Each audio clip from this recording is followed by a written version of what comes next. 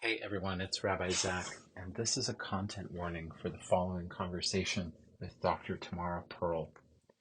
Some of you know that in 2002, Dr. Pearl's brother, Daniel Pearl, was abducted and murdered. And so we'll be speaking about that experience and how she has managed to work with it in her life. Please be aware of your own mindset and the setting in which you are listening to this conversation.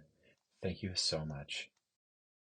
When we came together for the first time, you shared, first of all, I didn't know who you were and was just grateful that you reached out and we were talking about your own Jewish psychedelic practice, some longing and yearning, your desire for tools and to help other Jewish travelers along the way.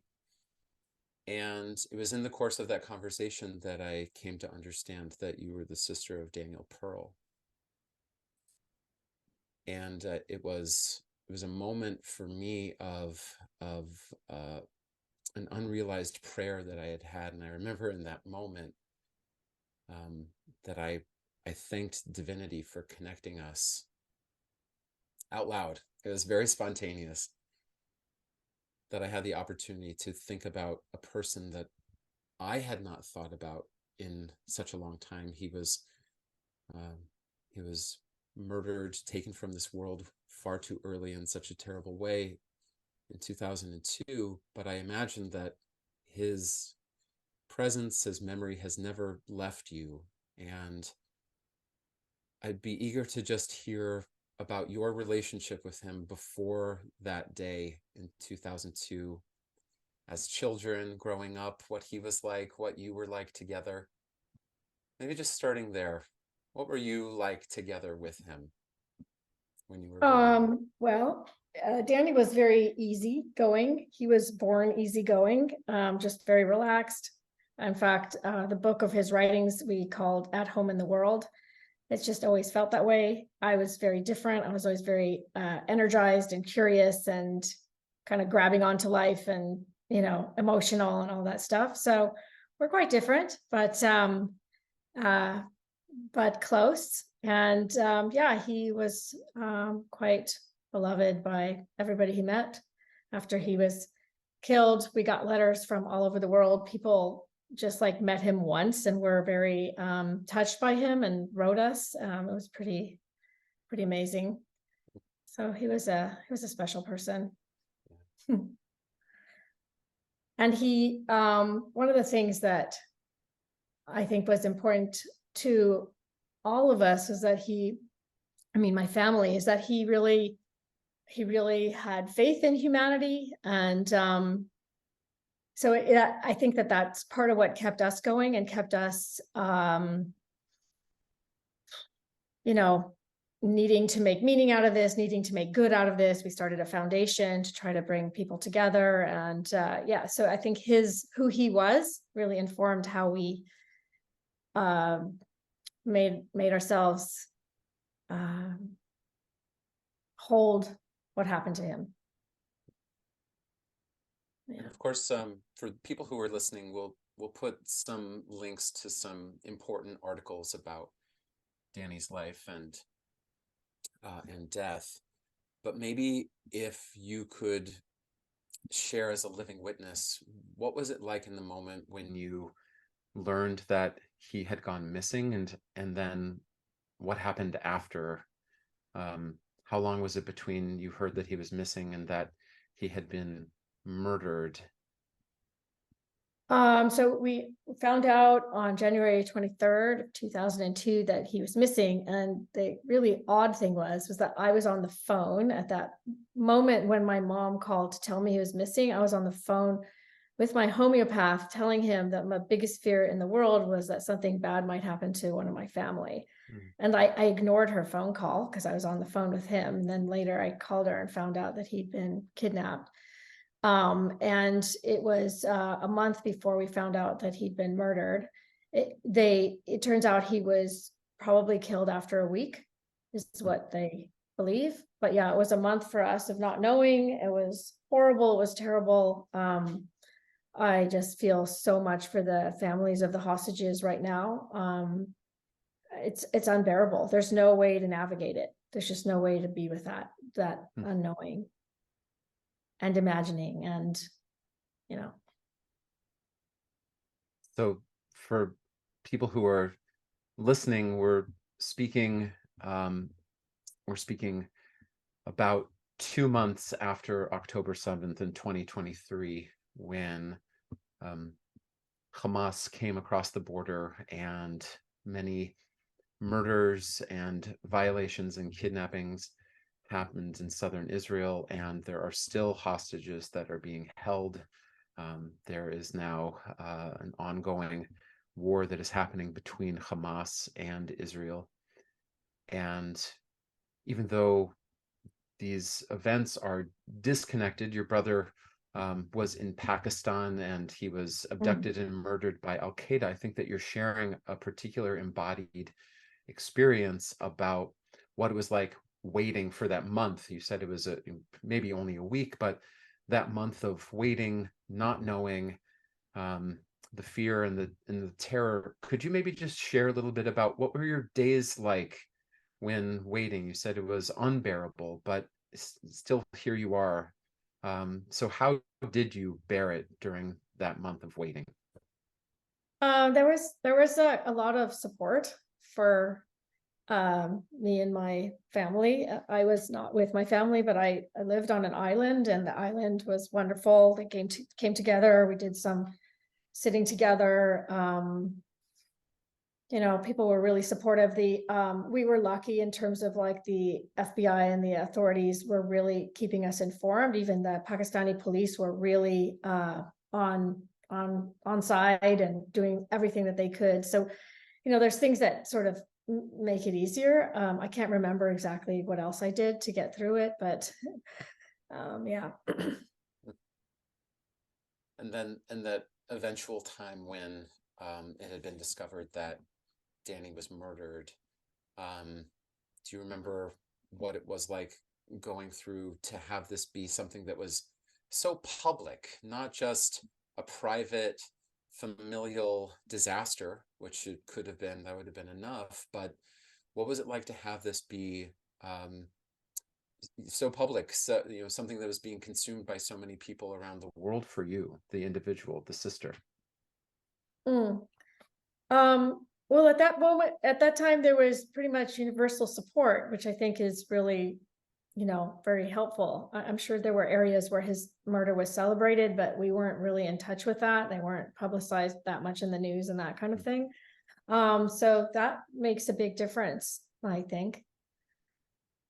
Yeah. There was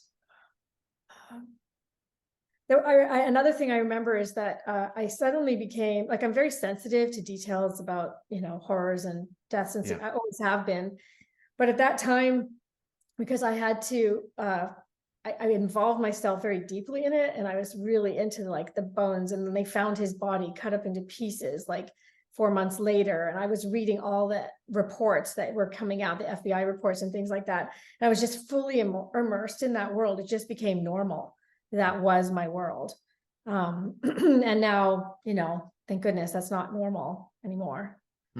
But yeah, I think we're very, unfortunately or fortunately, we're very malleable as people.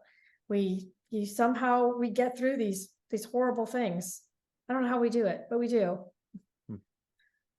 Do you feel like the attention to that level of detail, it was serving you in some way, but I wonder how, and you also mentioned earlier that you're such a sensitive person, that I wonder what it felt like to be such a sensitive person and to be in all of those details as you were. So what was that moment like, trying to read and absorb as much as the details about his end like that for you? I think I felt like I owed it to him, or at least I wanted to do that for him. I wanted to, and also maybe to protect my sister, because she didn't want to do any of that. I think it was my father and me, and also to protect my mom. So it was my father and I who were more in, just following everything. We wanted to make sure, there was a court case. We want to make sure we understood everything that was going on and to be able to do and to advocate and to do anything that we could. So I think I felt like I was doing it for him, I could obviously understand, whatever anyone is doing under that set of circumstances, for whatever reason, and especially you reflecting that in some ways it was as some sort of living testimony. That makes a lot of sense to me. Was it also through getting into those details where some idea started forming that would eventually become your PhD inquiry about the nature of evil, or did you have an inkling about that even before Danny was abducted? I definitely had the questions since I was very little because of the Holocaust in one side of my family history. I just had the question of like, what are we supposed to do with this knowledge that we have, that people are capable of such cruelty, and how are we supposed to live with that? How can we, where are we supposed to put that in our understanding of life and how we be in the world? How do we relate to that? So those are always questions, I think. And it's just that when after Danny was kidnapped and murdered, I just felt like I had to answer that. Otherwise, I feel like I could go in two directions. I could go into despair, or I could try to answer that question and figure out how to kind of reconcile all the parts of the world together and still want to be in it. Because at that point, I don't think I wanted to be in it. Just like, why? If this can happen anytime, why? Or how? Yeah, so basically I had to answer that question. I embarked on a very long PhD for a while, it was 8 years, to ask that question. I started with the question, what is a healthy relationship to whatever we might consider evil? And it turned into more of what is a whole making or integrative response to whatever we consider evil. And I can talk a little bit about my inquiry. Yeah, like. Absolutely. How does one encounter evil and stay whole? Do you want to try to articulate that driving question for us? And then we'd love to hear about some of your research and findings. Yeah, well, it was really, what is a healthy relationship to evil? It started pretty broad. And so first thing I had to do was to figure out how I was defining evil, how I was using that word. And I decided to focus on it as a subjective experience. So rather than some people try to decide what is wrongdoing or, what is evil and where's the line, but that's not what I was doing. I was basically trying to say, when someone says something's evil, what are they actually saying? What are they doing? And so I engaged in kind of an arts-based exploration, and I kind of drew from my felt sense of evil, just kind of did a piece, and then I ripped all these fragments apart. And then I realized that basically, at least in my experience, we call something evil because it fragments us, because it fragments our worldview, or it fragments our trust in the world, or it fragments our psyche. It can fragment our community. It can fragment many things. So in a way, that's why we are calling something evil. That's one of the reasons, perhaps. And so from that, then I had all these fragments of art on the paper, and it just looked, distressing to see all these fragments. And so I played with them, tried to figure out what I can do with them to make them, using my felt sense, which is just kind of my felt experience of what I could do with them to feel like I had a healthier relationship with these fragments. And in the end, the only thing that worked was to draw a circle around them. It's very Jungian, like a mandala. So I drew a circle, and then I put the fragments in there, and they were able to feel more whole. I felt more whole. And so that's where I came up with the idea of a healthy relationship is one that makes us feel more whole after we've been fragmented. Does that make sense?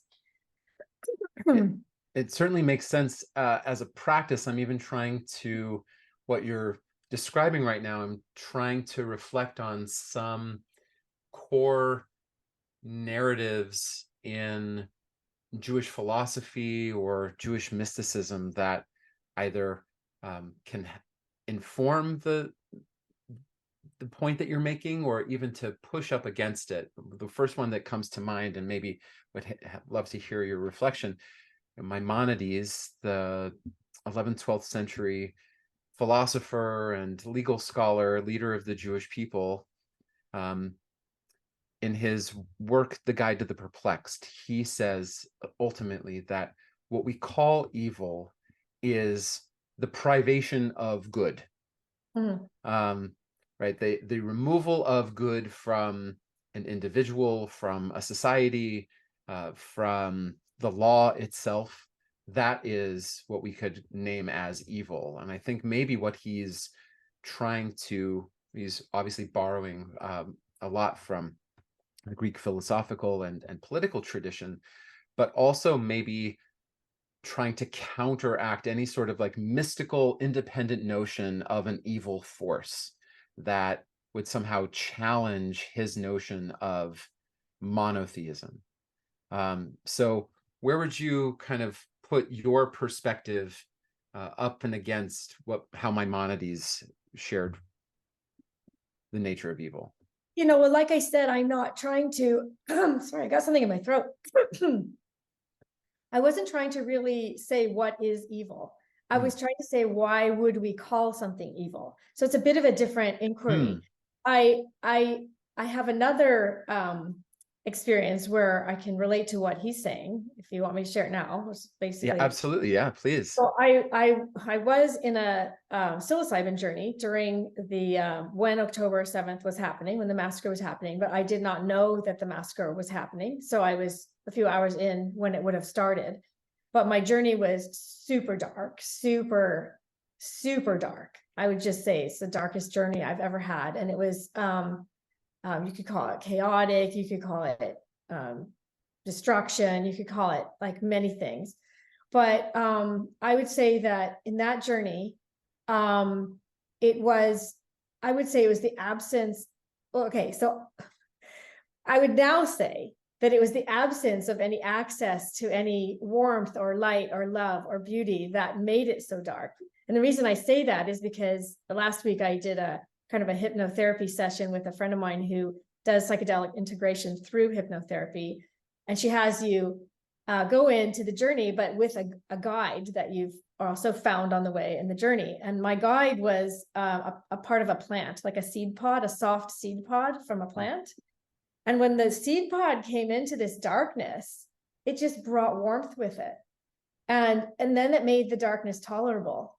And I could, I could be in there. So does that relate to what Maimonides has said? Is that?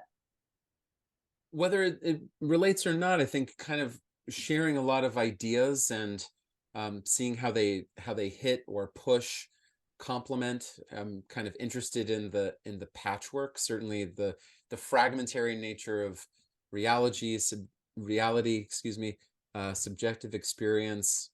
Just kind of wanting to orient your ideas around some other voices that have existed in our traditions. So, but the idea, I think what I'm hearing from you is, regardless of our individual and a particular sense of the events that are happening, you are kind of seeing a larger picture emerge just by putting a circle around it, and like widening the field of what's happening. Is that the case? Well, part of what I interpret the circle to be is a container. So a healing container. So what that circle can be anything that holds us in a kind of a space where, like an energetically held space, where we can find wholeness, right? So a healing container can be, a classroom if it's a place that allows for the people inside of it to feel whole. There can be classrooms that are not healing containers, right? So there are certain ways to create wholeness that help us, and I would call those healing containers. So you've mentioned some narrative existential examples of when life is a living nightmare, and how people, yourself and others, might hold them. Well, what about pain? What about physical, excruciating, mild pain, just to throw out kind of a range of experience? Um, how has any of your work kind of touched on that idea, where it's not evil in a way that there isn't an antagonist with a will per se, but there's something that's ongoing, difficult, um, beyond difficult, inside the body that potentially there can't be much done about it? How does one hold that? Is that in some ways touch upon the nature of evil and holding containers for you, or something different? I mean, like I said, to me, evil is a subjectively, experience. So if you feel like pain is evil, your pain is evil, then that's, then that says that it's fragmenting you in some way, which makes sense. It's very hard to deal with. And especially when there's, depending on the meaning you're ascribing to it, it can fragment you more or less. I did have I had a journey with pain, with a very, very excruciating nerve pain called CRPS, which is which they say has no treatment. That's actually what started me on my psychedelic healing journey. Because I think for me, I decided to address it in all ways. So physically and emotionally and spiritually, and, just not knowing, what would be a kind of a healing path for me. I think okay, because I'm a therapist, I tend to think psychologically. So, I think there's physical reasons for the pain, of course. There are, but I think if there was a psychological or spiritual reason for me at that moment, at that moment of years, it was that I perceived the world as a painful place. And it's just the same thing that I just, mentioned. It's like, how am I going to be with all this pain?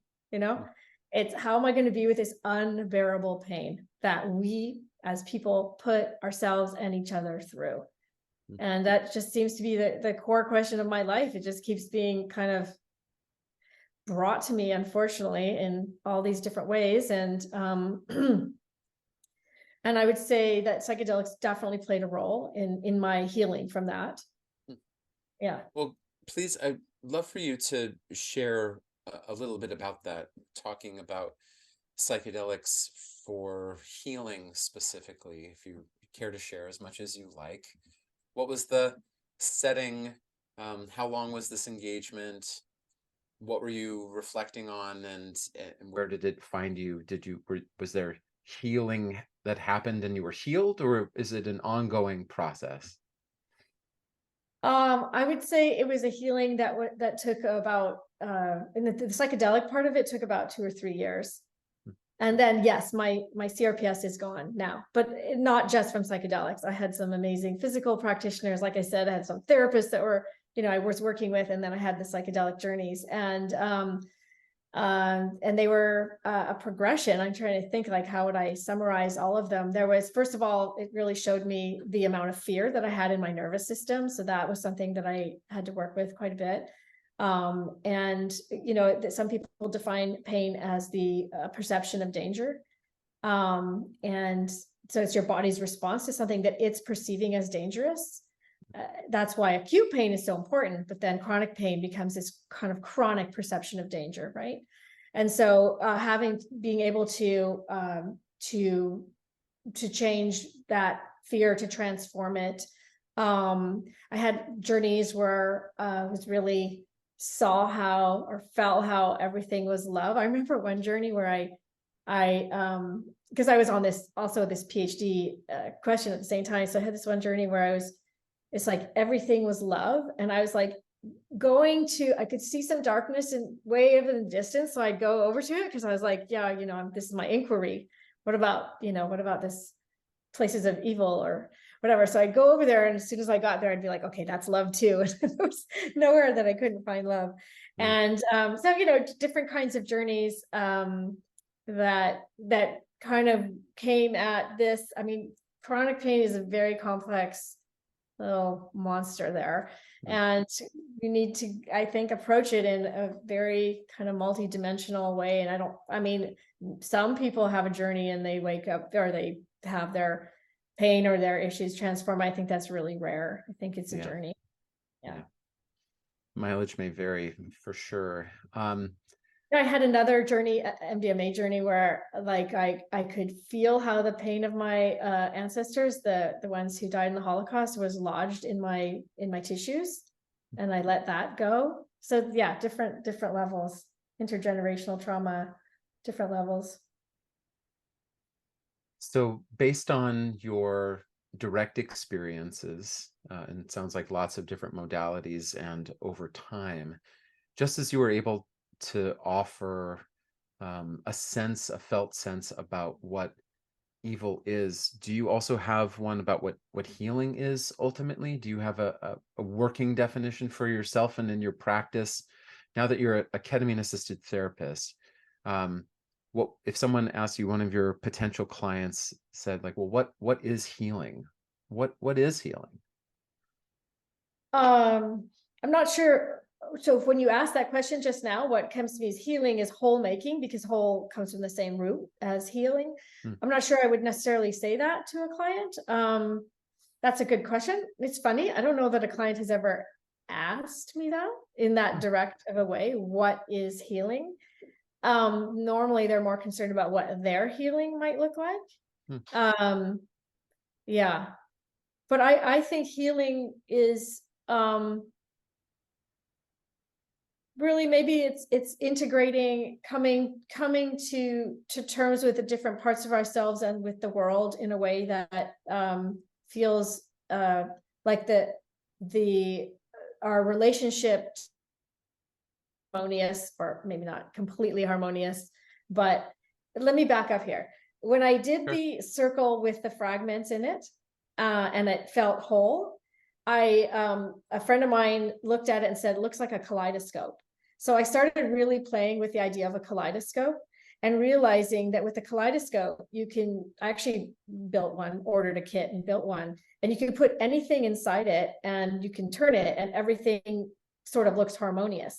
And the reason is that the relationship between the fragments and then between the fragments and the container, it has been transformed. So if you put those same things on the table, they wouldn't look harmonious, right? So I got the idea that it's about the relationships. It's about relationships, whether that's social relationships or relationships between our parts, like internal family systems is all about the parts work and forming those relationships so that they're not as conflictual and painful. So the idea of harmonious relationships between internally and externally, I would say that's part of healing. So some degree of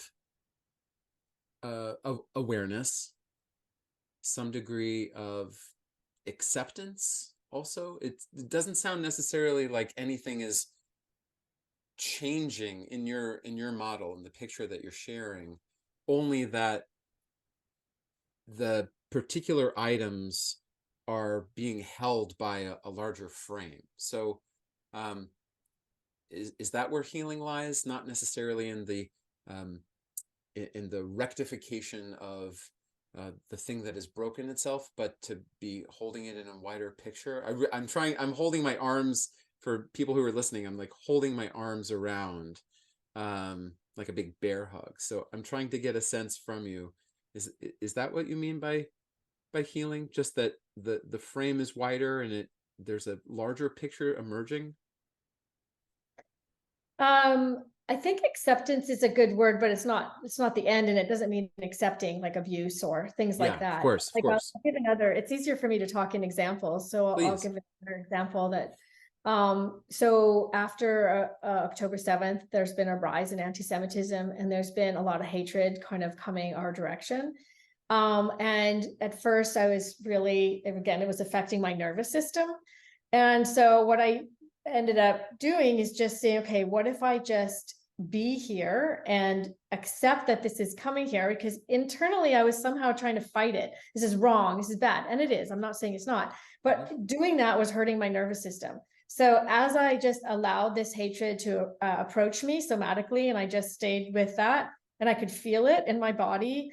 And when I accepted that this hatred is indeed out there, there's, I'm not going to change that right now, in this moment. I could feel it kind of on the outside of my skin, outside of my body. And eventually I kept kind of using it as a meditation. And eventually it became so clear that this hatred was not connected to me. It was connected to the people hating. And so it sort of just dropped away. And I started to become unaffected by it, like I had been. So you could call that acceptance. That doesn't mean that I don't post things to try to counteract that hatred. It doesn't mean that I don't, that I just accept it. It means that I, Yeah. I right? think it's interesting that I think when I said acceptance, I think, and how would that be different than awareness, other than acknowledging its reality? Yeah, exactly.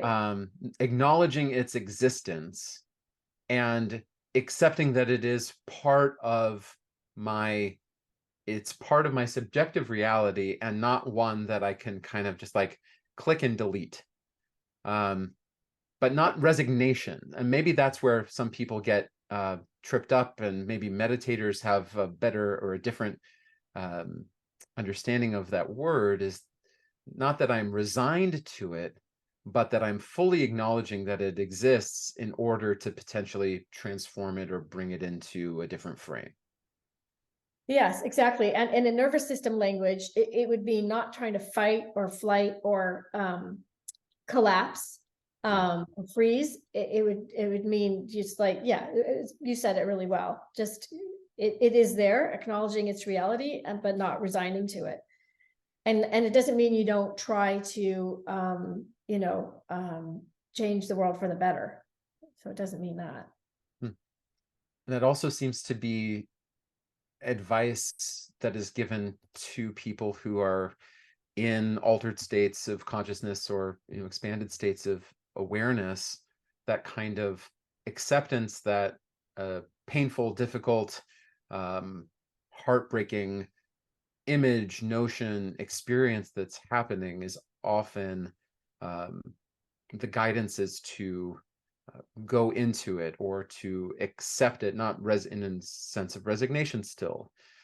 So does that advice play out in both ways in your practice, both in the way that you're confronting external political realities, such as what happened with your brother or October 7th, and guidance that you would give to one of your patients in your ketamine practice?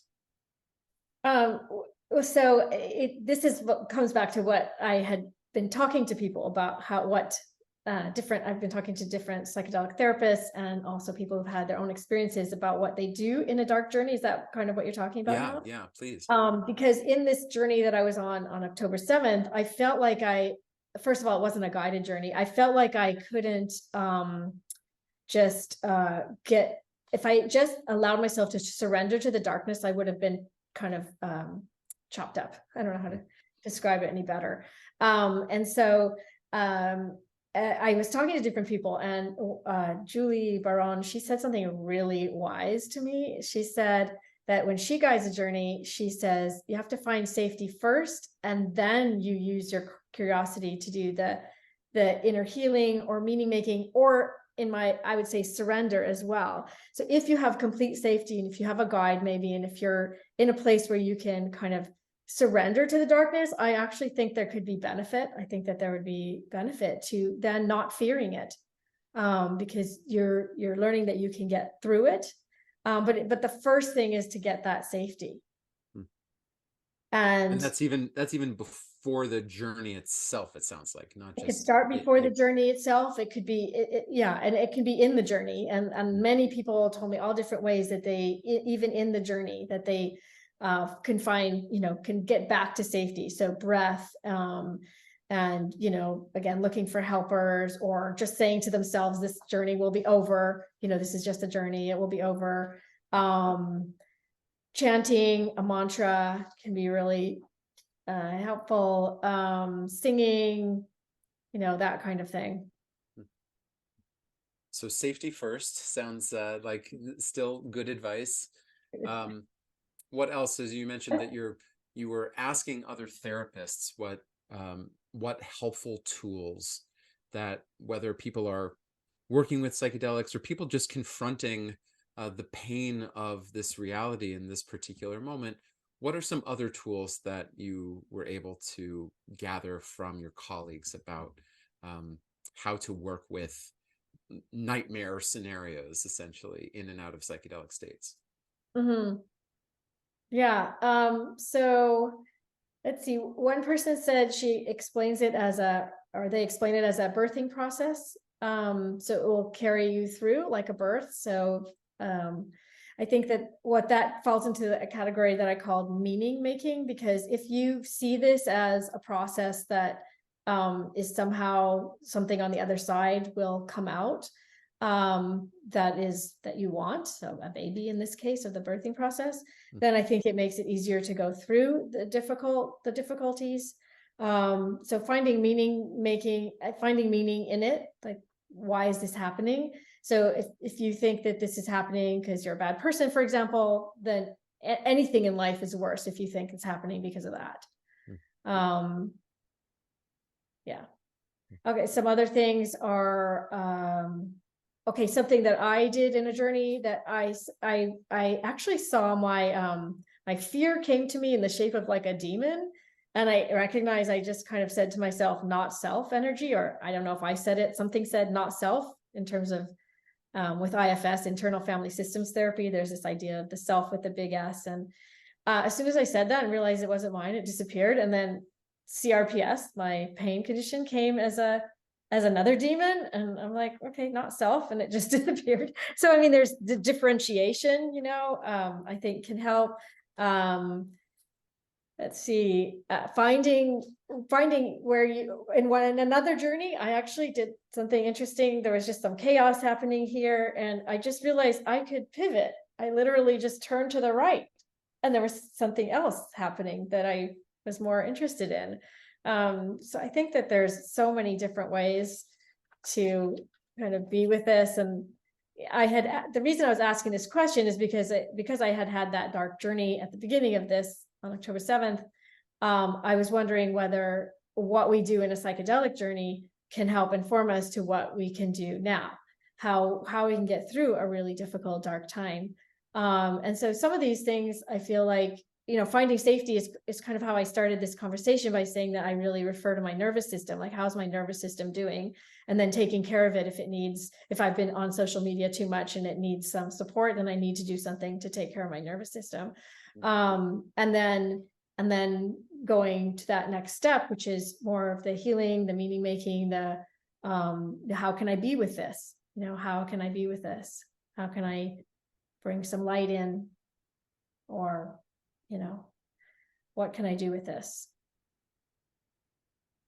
Changing perspective, and I think even something that we had shared before, when we were speaking initially before this recording, bringing in some other elements from our own traditions. So versus I think there's often an internal or passive kind of mysticism that has been adopted by some forms of psychedelic assisted therapy, but potentially advocating for bringing in more active forms, which include prayer as well. Not something that is only about surrender, but about bringing in whatever prayer practice that you might have, even if it's just gratitude, sharing what's troubling, and asking for help, and the bare minimum, and maybe even something else.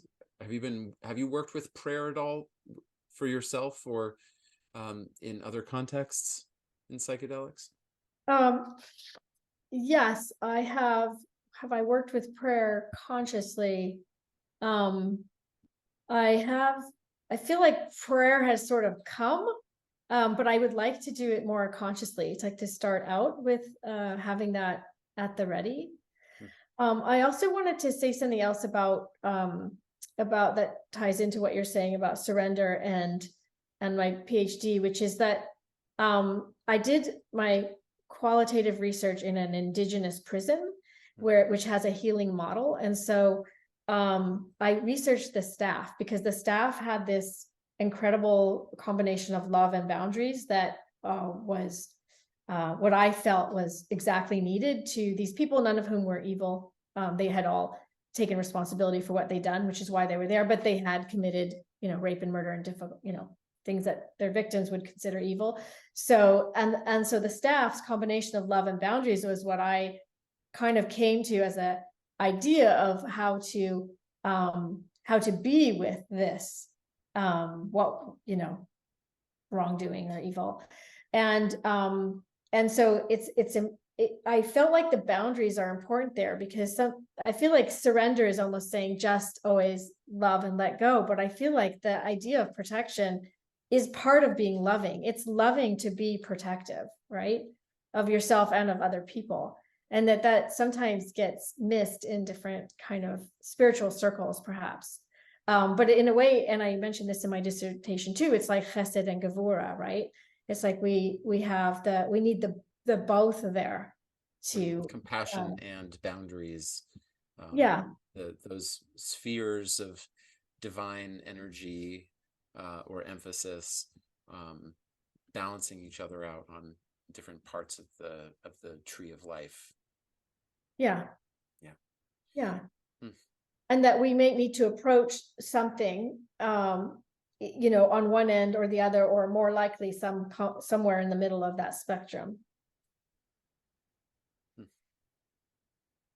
Well, maybe just to summarize, I think some of the things that you found from colleagues of yours in the field and based on some of your own work, that when we are encountering pain, evil, challenges that are beyond the resources that we have, things feel confusing or outrageous, whether they're inside us or, again, looking at the world as it is and in this moment, remembering, you've said it a couple times and I'll say it again, finding safety, finding a safe space within us.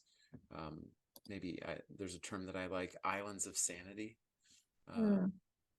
and potentially reminding oneself that whatever we are encountering will ultimately end, and or it will transform, it will change, it won't always be this way.